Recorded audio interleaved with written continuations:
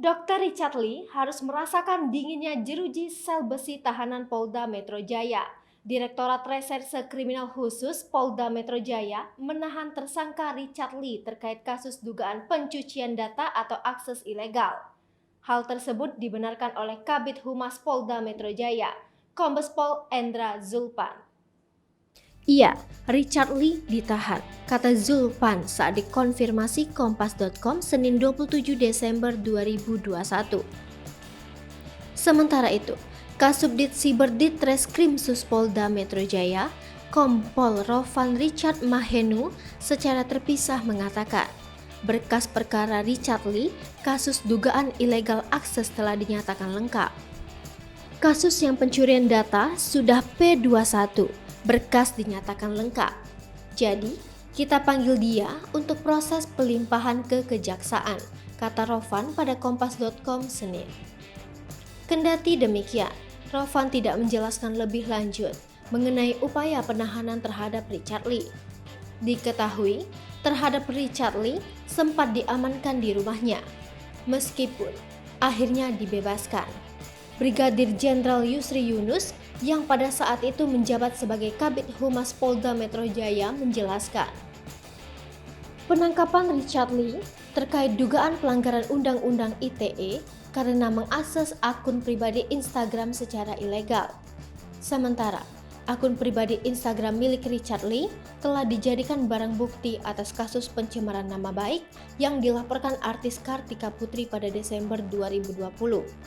Kasus itu sudah tingkat penyidikan. Diketahui adanya illegal akses di akun yang sudah menjadi barang bukti, ujar Yusri dalam keterangannya, Kamis 12 Agustus 2021.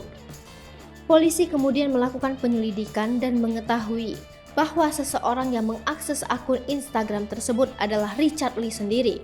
Sementara itu, Kasubdit Siberdirektorat Reserse Kriminal Khusus Polda Metro Jaya, Kompol Rovan mengatakan, Richard Lee sempat membuat kiriman pada akun Instagram yang telah disita menjadi barang bukti.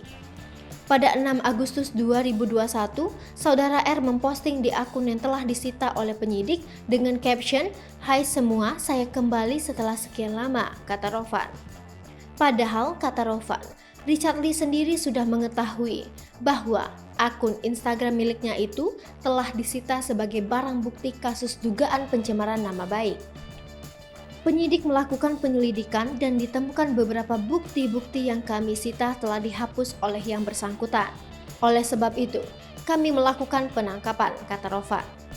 Diketahui, Kartika Putri melaporkan Richard Lee atas kasus dugaan pencemaran nama baik. Sebaliknya, Richard Lee juga telah melaporkan balik Kartika Putri atas dugaan kasus yang sama. Dugaan pencemaran nama baik bermula ketika Richard Lee memberikan edukasi melalui kanal YouTube tentang salah satu produk kecantikan berupa krim wajah yang dinilai berbahaya.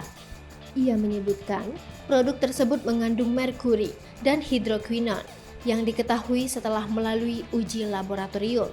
Ternyata produk yang dimaksud Richard Lee pernah dipromosikan oleh Kartika Putri. Hai pemirsa Sri Popo TV, jangan lupa komen, like, dan subscribe, serta tonton terus berita-berita terupdate lainnya ya.